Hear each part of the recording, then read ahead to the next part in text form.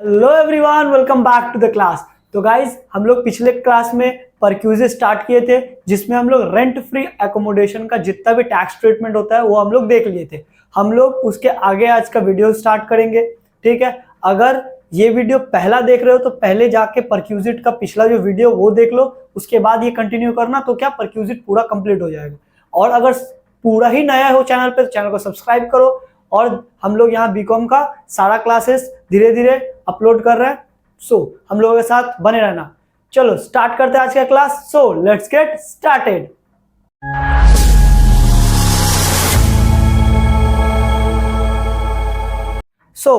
हम लोग आगे बढ़ेंगे परक्यूजिट में। परक्यूजिट जानने से पहले एक चीज हम लोगों को जानना पड़ेगा कि स्पेसिफाइड एम्प्लॉय कौन है। किसको हम लोग बोलेंगे स्पेसिफाइड एम्प्लॉय, या कौन सा एम्प्लॉय स्पेसिफाइड एम्प्लॉय के कैटेगरी में आएगा। क्यों? क्योंकि कुछ परक्यूजिट सिर्फ स्पेसिफाइड एम्प्लॉय को ही टैक्सेबल होता है, इसीलिए हम लोग आज सबसे पहले देखेंगे स्पेसिफाइड एम्प्लॉय होता कौन है। ठीक है, condition to be a specified employee, क्या कंडीशन पूरा करने से कोई एम्प्लॉय को हम लोग स्पेसिफाइड एम्प्लॉय बोलेंगे। सबसे पहले वो जो एम्प्लॉय है वो उस कंपनी का या तो डायरेक्टर या मैनेजिंग डायरेक्टर होगा, या तो डायरेक्टर या तो मैनेजिंग डायरेक्टर होगा उस कंपनी का। दूसरा, employee has substantial interest of that company where employed, जिस कंपनी में हम काम कर रहे हैं अगर उस कंपनी में मेरा सब्सटैंशियल इंटरेस्ट है then I am specified employee. भैया ये सब्सटैंशियल इंटरेस्ट क्या होता है? सबसे पहले समझो सब्सटैंशियल इंटरेस्ट क्या होता है। सब्सटैंशियल इंटरेस्ट बोला जाता है जब मेरा कंपनी में 20 या फिर 20% और मोर इक्विटी में हिस्सा हो। किसमें? इक्विटी शेयर में अगर मेरा 20% और मोर का हिस्सा हो देन उसको हम लोग बोलते हैं सब्सटैंशियल इंटरेस्ट। मेरा उस कंपनी में सब्सटैंशियल इंटरेस्ट है अगर 20% या उससे ज्यादा इक्विटी मेरा हो। ठीक है, और ऐसा अगर है और हम उस कंपनी में हम लोग अगर उस कंपनी में काम कर रहे हैं, एम्प्लॉयमेंट है मेरा, then I am specified employee of that company. मैं उस कंपनी का स्पेसिफाइड एम्प्लॉय कहलाऊंगा। ठीक है, अगला, अगर ये दो कंडीशन में भी नहीं होता है तो तीसरा कंडीशन देखेंगे। क्या देखेंगे? क्या उसका salary net income excluding non monetary benefit, जितना भी नॉन मॉनेटरी बेनिफिट है, नॉन मॉनेटरी बेनिफिट को हटा के अगर उसका सैलरी 50,000 के अबव आता है, अगर उसका सैलरी 50,000 के अबव आता है तो वो स्पेसिफाइड एम्प्लॉय के कैटेगरी में पड़ जाएगा। ठीक है, वो स्पेसिफाइड एम्प्लॉय के कैटेगरी में पड़ जाएगा। तो ये हम लोगों का क्या था? Specified employee. इसके बाद हम लोग देखेंगे हम लोगों का अगला टॉपिक, जो वो टैक्सेस या वो परक्यूजिट जो स्पेसिफाइड एम्प्लॉय को टैक्सेबल है। ठीक है, चलो हम लोगों का अगला जो टॉपिक है वो है perquisite value of house hold servant. ठीक है, सबसे पहले हम लोग देखेंगे perquisite value of house hold servant. अगर हम लोगों को घर पे हम लोग सर्वेंट रखे, जस्ट लाइक गार्डनर या फिर हाउस होल्ड का काम करने के लिए गार्डनर है, वॉचमैन है, ये सब अगर रखे हैं, ठीक है, और उसका खर्चा अगर एम्प्लॉयर देता है, मतलब वो या तो एम्प्लॉयर रखा होगा या फिर हम लोग रखे हैं, एम्प्लॉय रखा है और पैसा जो एम्प्लॉयर है वो रीइंबर्स कर रहा है, मतलब हम लोग लाके रखे हैं, जो भी पैसा होता है वो एम्प्लॉयर दे रहा है। ठीक है, वॉचमैन है, वॉचमैन का पैसा मेरा एम्प्लॉयर भर रहा है, तो ये क्या होता है? Recruited by employ but reimburse by employer. जब हम लोग किसी सर्वेंट को रखते हैं और उसका पैसा जो हम लोग का एम्प्लॉयर है वो पे करता है, तो हम लोगों का जो टैक्सेबल वैल्यू होता है वो सारे एम्प्लॉय को टैक्स होता है, जो भी वैल्यू होता है वो सारे एम्प्लॉय को टैक्सेबल होता है, taxable to all the employ, सारे एम्प्लॉय को टैक्सेबल होता है। ठीक है, रिक्रूटेड बाय द एम्प्लॉयर, अगर एम्प्लॉयर रिक्रूट करके देता है, अगर एम्प्लॉयर ही तुमको देता है कि ठीक है एम्प्लॉयर अपना वॉचमैन तुमको दिया, जो एम्प्लॉयर ही रिक्रूट करके तुमको दिया, तो फिर क्या होगा? Taxable to only specified employ. कि क्या होगा? जो स्पेसिफाइड एम्प्लॉय, अभी हम लोग देखे डेफिनेशन में स्पेसिफाइड एम्प्लॉय क्या होता है, तो उस स्पेसिफाइड एम्प्लॉय को टैक्सेबल होगा इन केस जब एम्प्लॉयर रिक्रूट करके हम लोगों को सर्वेंट देगा तब, ठीक है। और एक चीज होता है service provided with rent free accommodation. जब हम लोग जब पिछले क्लास में रेंट फ्री एकोमोडेशन किए, उसके साथ अगर हम लोगों को सर्वेंट का भी फैसिलिटी मिल रहा है, जस्ट लाइक गार्डनर मिल रहा है, वॉचमैन मिल रहा है with rent free accommodation, then उस केस में ये टैक्स फ्री हो जाएगा। हम लोगों को टैक्स नहीं देना है, अलग से कोई टैक्स नहीं देना पड़ेगा, वो हम लोगों का रेंट फ्री एकोमोडेशन में ही ऐड हो जाता है, ठीक है। तो अगर रिक्रूटेड बाय एम्प्लॉयर है, हम लोगों का हाउस होल्ड सर्वेंट का क्या टैक्सेबिलिटी क्राइटेरिया क्या है? अगर रिक्रूटेड बाय एम्प्लॉयर है, अगर एम्प्लॉयर रिक्रूट करके देता है तो स्पेसिफाइड एम्प्लॉय को टैक्सेबल होगा। अगर रिक्रूट एम्प्लॉय करता है, रीइंबर्स करता है, मतलब हम लोग रिक्रूट किए हैं, एम्प्लॉयर पैसा दे रहा है, in that case taxable to all the type of employ. Service provided with rent free accommodation, अगर रेंट फ्री एकोमोडेशन के साथ हमको मिल रहा है then that is tax free, उस पर कोई भी टैक्स नहीं लगेगा, ठीक है। हाउस होल्ड सर्वेंट्स कंप्लीट हो गया। अगला आते हैं perquisite value of free transport facility. अगर एम्प्लॉय को एम्प्लॉयर से फ्री ट्रांसपोर्ट फैसिलिटी मिलता है, क्या मिलता है? फ्री ट्रांसपोर्ट फैसिलिटी अगर मिलता है, इन दैट केस क्या टैक्सेबिलिटी क्राइटेरिया है वो हम लोग देखते हैं, ठीक है। सबसे पहले हम लोग देखेंगे कि एम्प्लॉय किस फील्ड में है। एम्प्लॉय क्या रेलवे में है, एयरलाइंस में है? अगर रेलवे या एयरलाइंस का एम्प्लॉय है, उसके लिए सारा टैक्स फ्री होगा, उसके लिए फ्री ट्रांसपोर्ट फैसिलिटी पूरा का पूरा टैक्स फ्री होगा।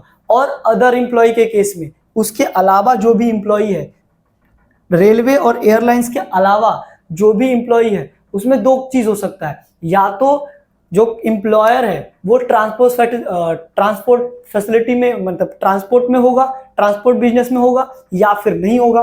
तो अदर एम्प्लॉय के केस में दो चीजें हैं, employer engage in transport business, employer does not engage in transport business, ठीक है।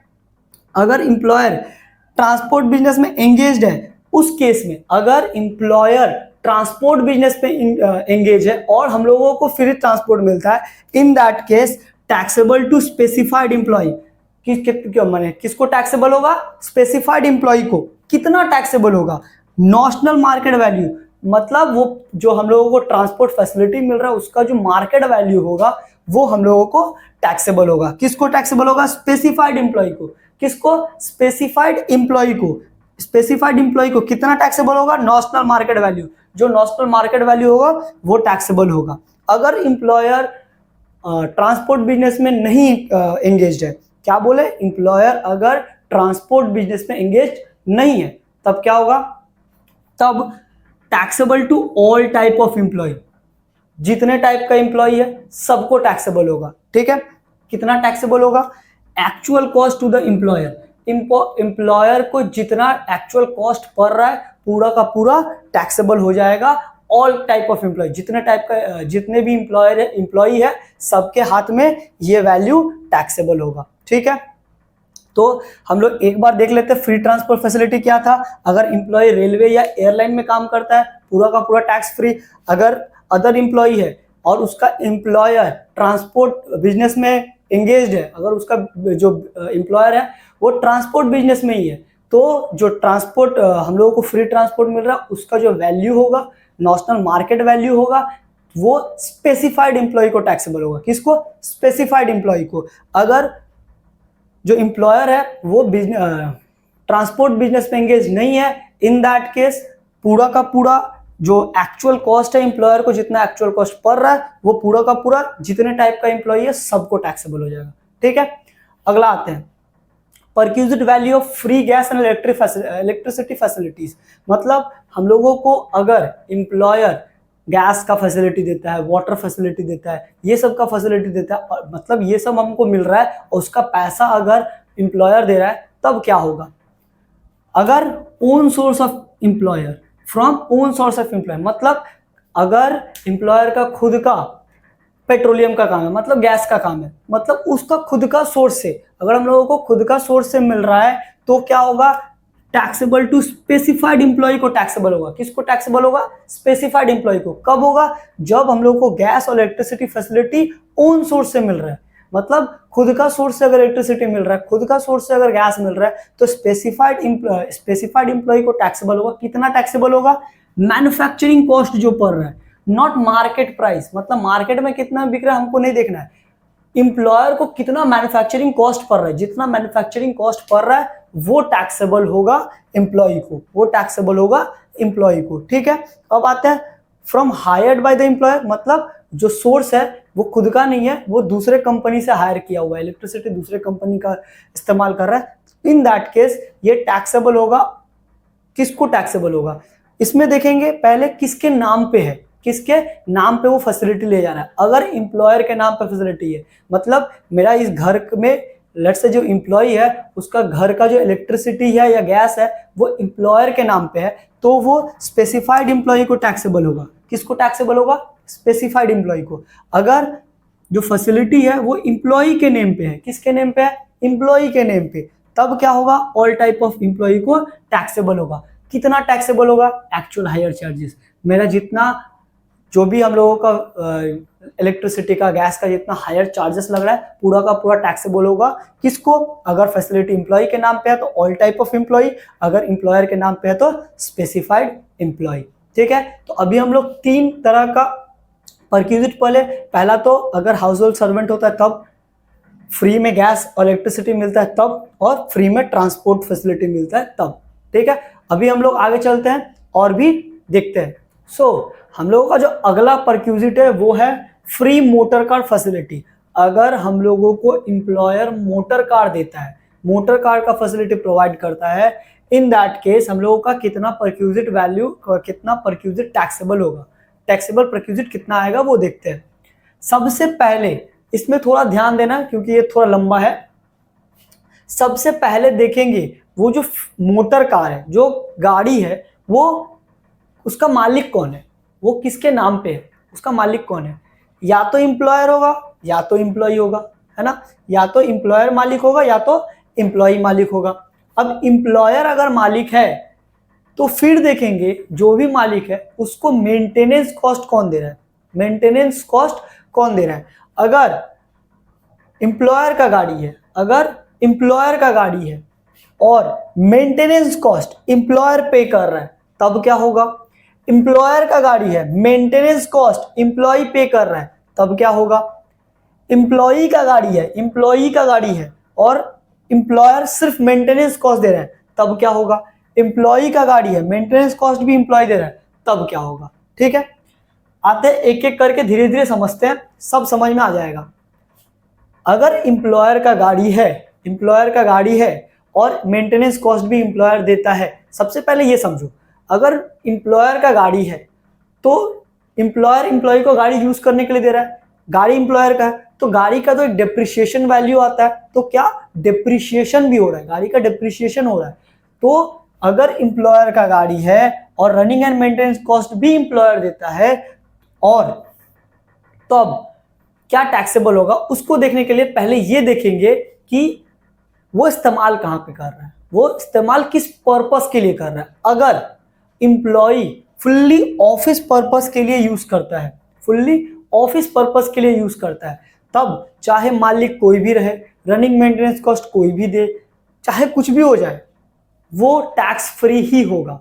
मतलब सिर्फ अगर गाड़ी ऑफिशियल पर्पस के लिए यूज होता है तो कोई भी टैक्स नहीं लगेगा। देखो, running and maintenance cost paid by employer tax free, employ tax free, owned by employ running and maintenance cost incurred by employer tax free, employ. अच्छा, ये वाला पूरा एक बार में समझ जाओ कि अगर गाड़ी भी एम्प्लॉय का है, खर्चा भी एम्प्लॉय कर रहा है, तो किसी तरह का बेनिफिट तो मिल ही नहीं रहा एम्प्लॉयर से। अगर किसी तरह का बेनिफिट ही नहीं मिल रहा है तो परक्यूजिट नहीं होगा, परक्यूजिट नहीं होगा तो टैक्सेबल का कोई सवाल ही नहीं होता है। इसीलिए ये सारा, ये पूरा ही नॉट अ परक्यूजिट लिखा हुआ है। मतलब एम्प्लॉय का गाड़ी है, रनिंग मेंटेनेंस कॉस्ट भी एम्प्लॉय दे रहा है, कोई बेनिफिट ही नहीं मिल रहा है, कोई बेनिफिट नहीं मिल रहा है, तो ये परक्यूजिट है ही नहीं।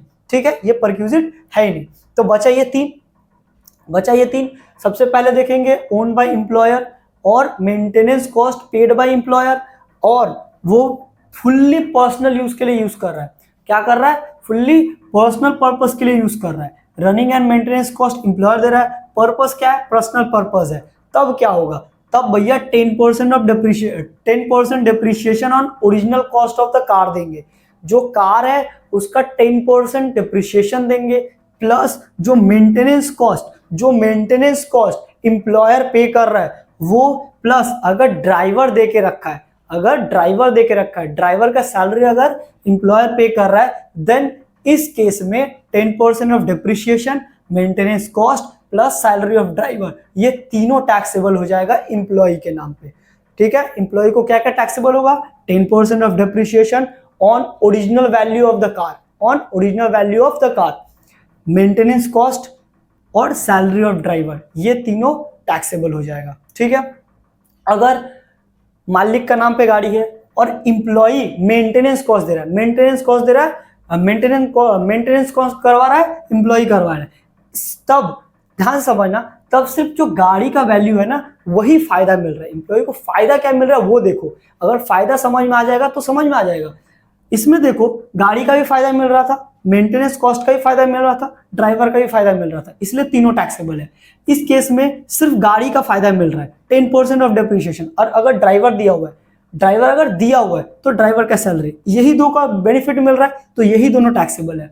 रनिंग एंड मेंटेनेंस कॉस्ट अगर एम्प्लॉय भर रहा है तो उसको फायदा नहीं हो रहा है तो वो टैक्सेबल नहीं है। तो हम लोग देखेंगे फायदा किसको हो रहा है, फायदा एम्प्लॉय को फायदा कितना हो रहा है, फायदा 10% ऑफ डिप्रिशिएशन, ड्राइवर सैलरी, ये दोनों फायदा हो रहा है तो ये दोनों टैक्सेबल है।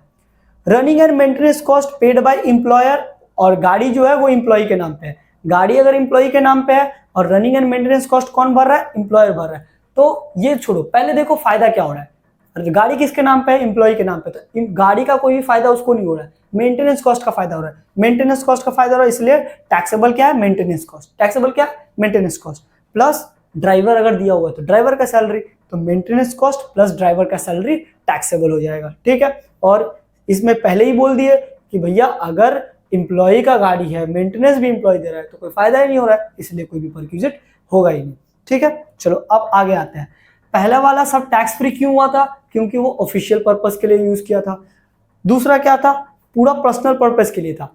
तीसरा में आते हैं, जब वो पार्टली ऑफिशियल पार्टली पर्सनल, मतलब बोथ, दोनों में वो इस्तेमाल कर रहा है, तब क्या होगा। तो सबसे पहले देखेंगे, जब भी बोथ का सवाल आए, जब भी आए कि वो दोनों पर्पस के लिए यूज कर रहा है, मतलब वो पर्सनल पर्पस के लिए भी यूज कर रहा है और ऑफिशियल पर्पस के लिए भी यूज कर रहा है, तब हम लोग देखेंगे गाड़ी का कैपेसिटी कितना है, क्यूबिक कैपेसिटी गाड़ी का कितना है, ये सम्स में दिया रहेगा।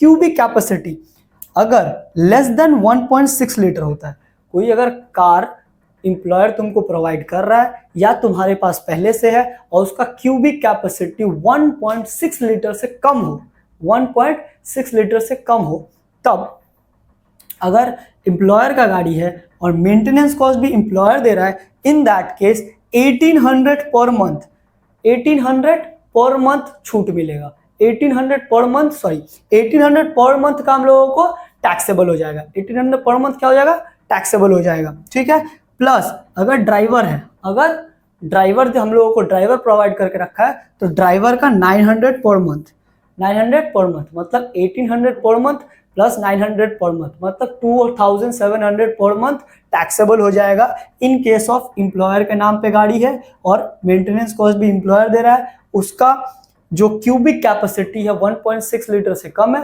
क्यूबिक कैपेसिटी 1.6 लीटर से कम है और वो बोथ पर्सनल और ऑफिशियल पर्पस के लिए यूज करता है गाड़ी, कितना टैक्सेबल हो जाएगा। अगर ड्राइवर देके रखा है तो 2700 पर मंथ, अगर ड्राइवर नहीं है तो 1800 पर मंथ। ठीक है, यहाँ देखो 1800 पर मंथ, अगर ड्राइवर दिया हो तो 900 पर मंथ एडिशनल ऐड हो जाएगा। दूसरा, अगर एम्प्लॉयर के नाम पे गाड़ी है और एम्प्लॉय मेंटेनेंस कॉस्ट भर रहा है, मेंटेनेंस कॉस्ट भर रहा है, एम्प्लॉय भर रहा है, तब इन दैट केस सिर्फ 600 पर मंथ टैक्सेबल होगा, कितना, 600 पर मंथ। ठीक है, प्लस 900 पर मंथ क्या हो जाएगा, 900 पर मंथ हो जाएगा। अगर ड्राइवर कहीं भी रहे, देखो ड्राइवर कहीं भी दिया रहे तो ड्राइवर के लिए 900 पर मंथ का हम लोगों को टैक्सेबल दिया है। हर महीना 900 रुपया टैक्सेबल है, ठीक है। तो 600 per month plus 900 per month मतलब 1500 पर मंथ अगर क्यूबिक कैपेसिटी 1.6 लीटर से कम है और गाड़ी इंप्लॉयर के नाम पे है, मेंटेनेंस कॉस्ट इंप्लॉय भर रहा है तब, मेंटेनेंस कॉस्ट इंप्लॉय भर रहा है तब। अगला क्या है, ओन्ड बाय इंप्लॉय। अब गाड़ी चलते हैं इंप्लॉय के नाम पे, गाड़ी किसके नाम पे है, इंप्लॉय के नाम पे, और मेंटेनेंस कॉस्ट वो कौन भर रहा है, इंप्लॉयर, और वो इस्तेमाल क्या कर रहा है, दोनों में, बोथ पर्पस के लिए, और उसका गाड़ी का क्यूबिक कैपेसिटी कितना 1.6 लीटर से कम है, ठीक है। इन दैट केस जितना एक्चुअल एक्सपेंडिचर इंप्लॉय किया उसमें से 1800 पर मंथ का माइनस कर देंगे, कितना 1800 पर मंथ माइनस कर देंगे। अगर ड्राइवर दिया हुआ है तो 900 ऐड कर देंगे उसमें, मतलब अगर जितना एक्चुअल एक्सपेंडिचर किया रहता है उसमें से 1800 पर मंथ का हम लोग उसको 1800 पर मंथ माइनस कर देते हैं, जो वैल्यू आता है वही हम लोगों का टैक्सेबल परचेज्ड होता है, ठीक है। अगला आता है, अगर क्यूबिक कैपेसिटी 1.6 लीटर से ज्यादा हो, क्यूबिक कैपेसिटी 1.6 लीटर से ज्यादा हो, इन दैट केस अगर इंप्लॉयर के नाम पे गाड़ी है, इंप्लॉयर ही मेंटेनेंस कॉस्ट भर रहा है, इंप्लॉयर के नाम पे गाड़ी है, मेंटेनेंस कॉस्ट भी इंप्लॉयर भर रहा है, इन दैट केस जो अगर 1.6 लीटर से ज्यादा है तो पर मंथ 2400 टैक्सेबल हो जाएगा, पर मंथ 2400 टैक्सेबल हो जाएगा। अगर ड्राइवर दिया हुआ है तो 900 पर मंथ, अगर ड्राइवर दिया हुआ है तो 900 पर मंथ ड्राइवर का भी एडिशनल ऐड हो जाएगा। अगर सिर्फ मेंटेनेंस कॉस्ट भर रहा है इंप्लॉयर, क्या बोल रहा है, इंप्लॉयर के नाम पे गाड़ी है और मेंटेनेंस कॉस्ट इंप्लॉय भर रहा है, इंप्लॉयर के नाम पे गाड़ी है, मेंटेनेंस कॉस्ट कौन भर रहा है, इंप्लॉय भर रहा है, तब क्या होगा 900 पर मंथ टैक्सेबल होगा, और अगर ड्राइवर दिया तो एडिशनल 900 पर मंथ का उसमें एडिशनल ऐड हो जाएगा, ठीक है। तो ये टैक्सेबल वैल्यू आ जाएगा। और अगर इंप्लॉय के नाम पे गाड़ी है, मेंटेनेंस कॉस्ट इंप्लॉयर भर रहा है और क्यूबिक कैपेसिटी 1.6 लीटर से ज्यादा है, तब क्या होगा, actual expenditure minus 2400 plus 900 per month हम लोग माइनस कर देंगे, जो आएगा वो हम लोगों का टैक्सेबल परक्यूजिट हो जाएगा, ठीक है। तो ये पूरा था हम लोगों का फ्री मोटर कार फैसिलिटी, ठीक है, ये हम लोगों का फ्री मोटर कार फैसिलिटी था। तो हम लोगों का अभी के लिए इतना ही, हम लोग कुछ देर बाद फिर से एक नया वीडियो छोड़ेंगे जिसमें हम लोगों का ये परक्यूजिट के आगे बढ़ेंगे। हम लोग एक बार में लंबा वीडियो नहीं छोड़ पा रहे बिकॉज हम लोगों का जो डिवाइस है वो ज़्यादा लंबा वीडियो करने से प्रॉब्लम देता है, इसलिए हम लोग छोटा छोटा पार्ट में वीडियोस ला रहे हैं, ठीक है। तो छोटा छोटा वीडियो देखो, और लंबा वीडियो देखने में भी बहुत बोरिंग लगता है, इसलिए छोटा छोटा वीडियो में भी अच्छा लगेगा, ठीक है। चलो मिलते हैं अगले वीडियो में, तब तक के लिए बाय बाय।